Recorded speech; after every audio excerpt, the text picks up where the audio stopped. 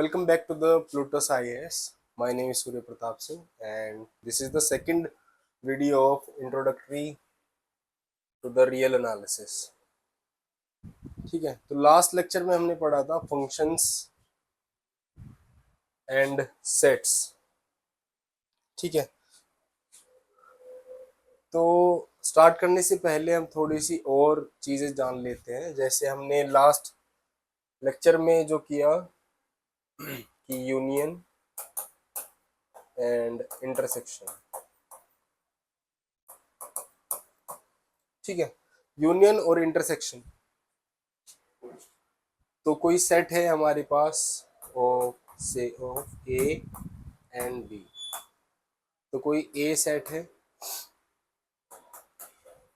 x belongs to x. x बताऊंगा क्या है, x बिलोंग्स टू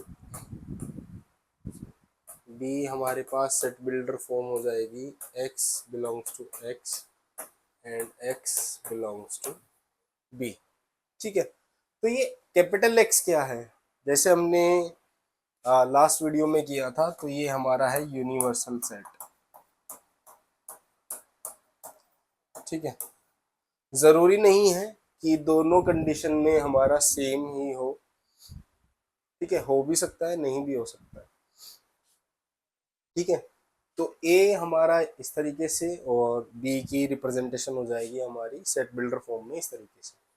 ठीक है, तो ए यूनियन बी हमने क्या लिखा था, और. ठीक है, एंड ए इंटरसेक्शन बी हमारा क्या था, एंड. ठीक है, कि ए में भी हो और ए और बी, या तो ए में हो या फिर बी में हो. इंटरसेक्शन के लिए ए में भी होना चाहिए एंड बी में भी होना चाहिए. ठीक है, तो ये तो बात रही दो सेट्स के लिए. और अगर हमारे पास फैमिली ऑफ सेट्स हैं कि A1 A2 A3 A4 AN करके, तो उस केसेस में डेफिनेशन क्या हो जाती है हमारी, तो late AI I greater than equals to 1. ठीक है, फैमिली ऑफ सेट्स. ठीक है, ठीक है, तो ये नोटेशन है कि इसको ऐसे ना लिख के कि A1 A2 A3 A4 AN and so on. हमने उसको क्या नोटेशन दे दिया AI. ठीक है, आपने देखा भी होगा सीक्वेंसेस में हम सीक्वेंस को ऐसे ही लिखते हैं. ठीक है, तो इनका यूनियन क्या हो जाएगा, यूनियन ऑफ AI कि X बिलोंग्स टू X. ठीक है, और AIs हैं हमारे सबसेट ऑफ X. X क्या है हमारा, यूनिवर्सल सेट. ऑलराइट, तो सेट की डेफिनेशन, मतलब सेट थ्योरी में हमारे पास एक यूनिवर्सल सेट होता है which is a bigger set, larger set which contains all the required sets. ठीक है, ए B A I B I ये सब. ठीक है, तो यूनियन ए ऑफ ए आई क्या हो जाएगा, X belongs to X, those X which x belongs to AI for all I. ठीक है, ग्रेटर देन इक्वल्स टू 1. ठीक है, ठीक है, समझ गए. तो मतलब सब में होना चाहिए.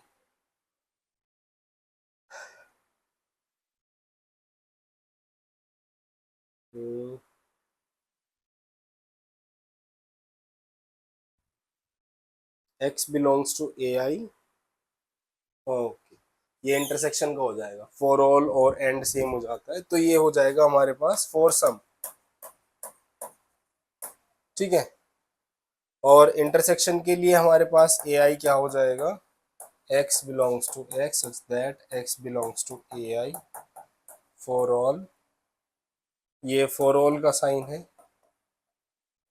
ये इनको हम क्वांटिफायर्स बोलते हैं।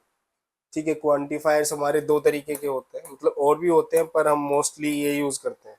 तो ये फॉर ऑल होता है और ये देयर एग्जिस्ट, तो ये होते हैं हमारे।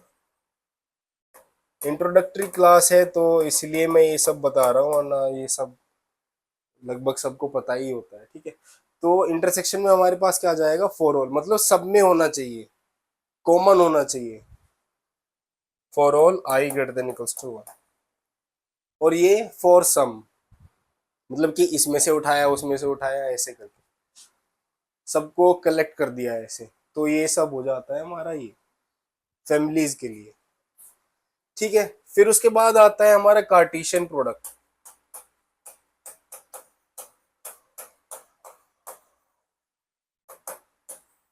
ठीक है, तो कार्टेशियन प्रोडक्ट क्या होता है, let A and B are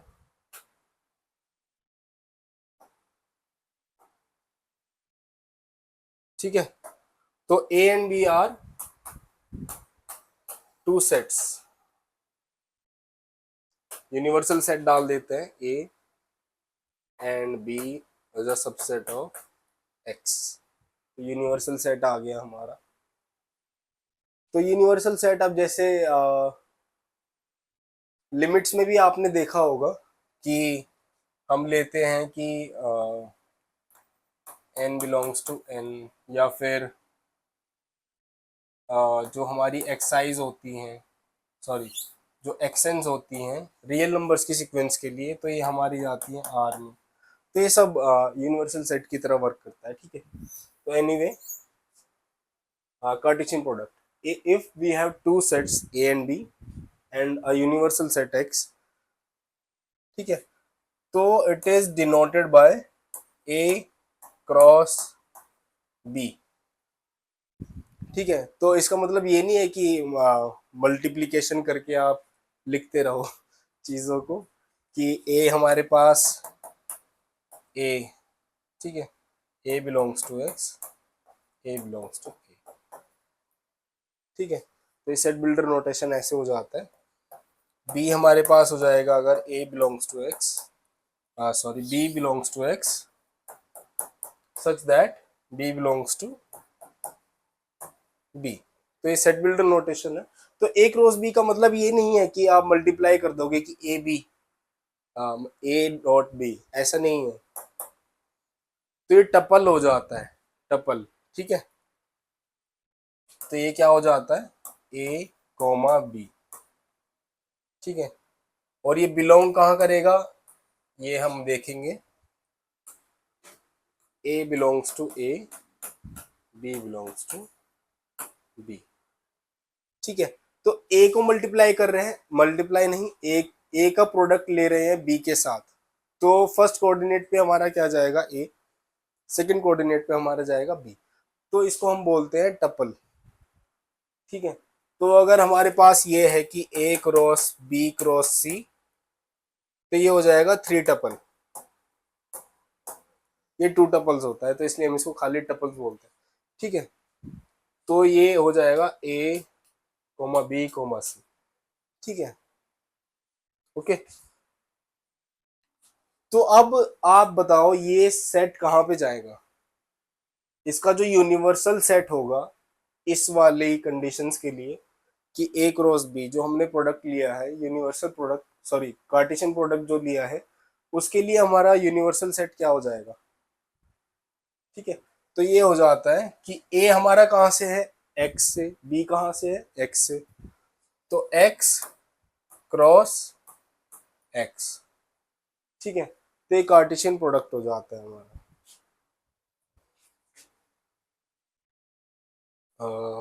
okay, तो इसके बाद इंटरसेक्शन ये सब हो चुका है हमारा। अब ठीक है, बैक टू द फंक्शंस। ठीक है, तो फंक्शंस में हमने थोड़ा सेट थ्योरी का भी यूज किया था। ठीक है, तो अगर अब हम लेते हैं कि let f is a function, ठीक है। तो फंक्शन के लिए हमारे पास एक कंडीशन होती है बस, कि each element should be assign to the unique element in the right hand set which is called the range set, ठीक है, या फिर कोडोमेन, ठीक है। तो let f is a function and a and b are two sets, ठीक है। तो f, तो ये डेफिनेशन हो गई उसकी f। तो a की जो इमेज होती है b अंडर f, ठीक है, इस तरीके से भी हम लिख देते हैं इसको, इस तरीके से भी हम डिनोट कर देते हैं इसको। तो इसको एक कंडीशन है कि अगर हमारे पास f ऑफ a b है and f of a equals to b dash है, सपोज करो if we have two images of b, sorry, of a, two images of a, b and b dash, तो according to the condition of function ये क्या हो जाएगा हमारे पास, b has to be equals to the b dash. तो this is the only condition required for transformation to be a function, ठीक है। तो ये हमारे पास b equals to b dash हो जाएगा, ओके, ऑलराइट। तो अब हम इनकी इमेजेस और इनवर्स इमेजेस को पढ़ते हैं, ठीक है। तो आपको पता होगा direct image, direct image is nothing but the collection of range values of f, ठीक है। तो f a टू b है, तो जो f a होता है हमारा, ये डायरेक्ट इमेज होता है, या फिर हम इसको भी बोलते हैं रेंज, रेंज ऑफ f, ठीक है, रेंज ऑफ f। तो a हमारा आपको पता है डोमेन होता है, ठीक है। तो ये तो आपको पता ही होगा, ये हमारा कोडोमेन होता है, ठीक है। और f ऑफ a ये हमारा होता है रेंज ऑफ f, ठीक है, ओके।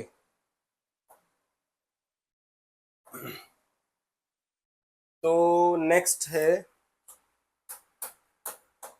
इनवर्स इमेज, ठीक है। f a टू b है हमारे पास, a टू b, और से a बिलोंग्स टू a, या फिर let a belongs to a, then there exist a unique element, ठीक है। यूनिक एलिमेंट होगा, हमें पता है according to the condition of a function, there exist a unique element b such that f of a equals to b। तो inverse image क्या होगा हमारा, अगर हम लें कि y, ठीक है, let y belongs to b, ठीक है। तो y हमने b से उठाया, तो इनवर्स इमेज क्या होगा कि there exist x belongs to a such that, या फिर y equals to f inverse of, sorry, x equals to f inverse of y, ठीक है, ठीक है। तो ये इनवर्स हमारा x कहाँ पे चला जाएगा, a में। तो कुछ इंपॉर्टेंट रिलेशन है inverse of a function and a function, तो ये तो मस्ट है, मतलब these are the crucial part. तो रिलेशन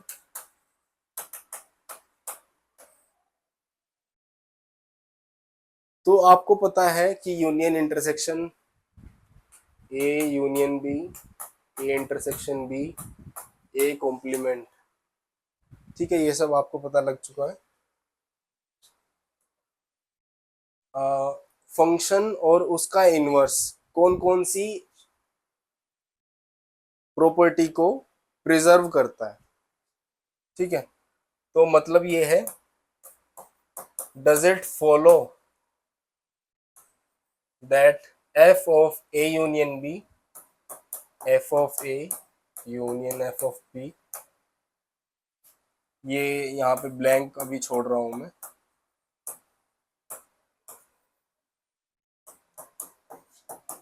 ठीक है, ये इंपॉर्टेंट है स्टॉक।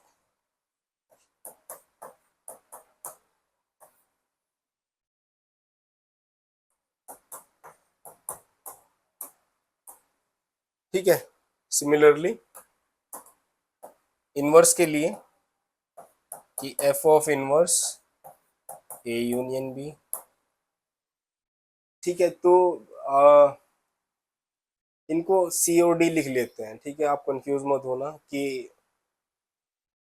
एफ और एफ इनवर्स के डोमेन हमने सेम ले ली, ठीक है। तो सी यूनियन डी, तो F inverse C intersection D, और एफ इनवर्स सी कॉम्प्लीमेंट, तो इसको हम लिख लेते हैं डी कॉम्प्लीमेंट, ठीक है, क्योंकि सी और सी सेम हो जाएगा। तो F inverse C intersection D and F inverse D complement, ठीक है। तो remember, just just remember one thing, कि जो इनवर्स होता है वो सारी प्रॉपर्टी प्रिजर्व करता है, जो सारी आइडेंटिटीज होती हैं ये, कि F inverse C union F inverse D, या फिर F inverse C intersection F inverse D and F inverse D का कॉम्प्लीमेंट, ठीक है, complement of F inverse of D. यहाँ पर डी का कॉम्प्लीमेंट था, तो ये सब इक्वल होता है in inverse inverse function, all properties preserve,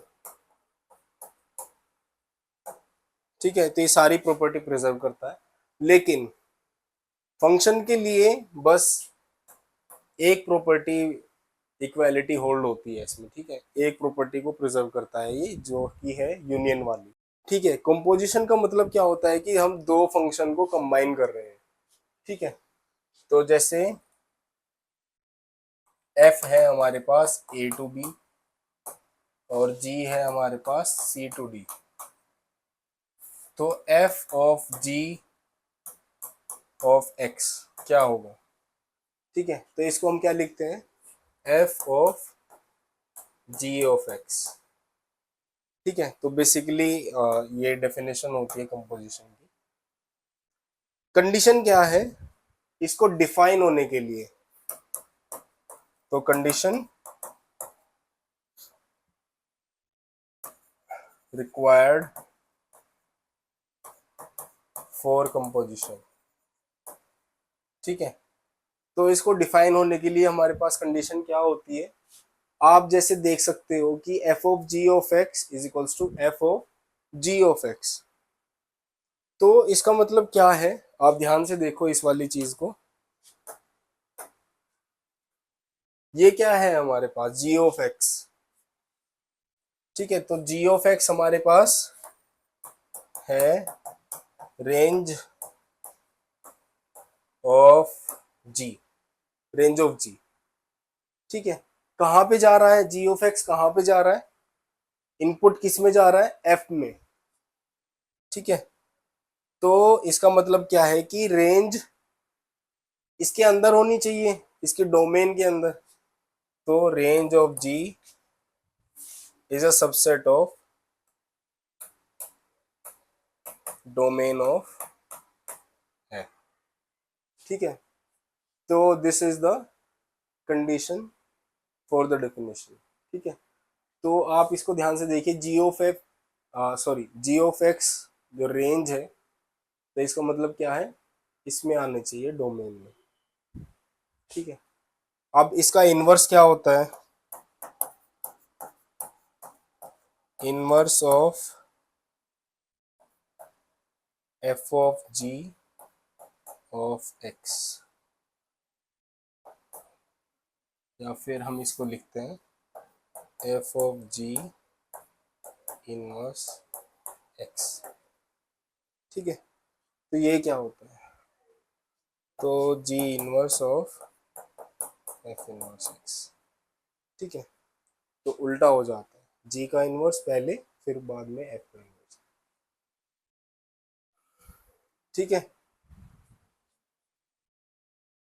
okay, तो इसके बाद हमारे पास बचता है जो एकदम बेसिक कंसेप्ट है, वो है मैथमेटिकल इंडक्शन और सेट्स, मतलब कि फाइनाइट सेट, काउंटेबल सेट, ठीक है, डिन्यूमरेबल सेट्स जो कि काउंटेबली फाइनाइट होते हैं, और काउंटेबली इनफाइनाइट सेट। ठीक है, तो नेक्स्ट वीडियो में हम वो करेंगे। Okay, thank you guys.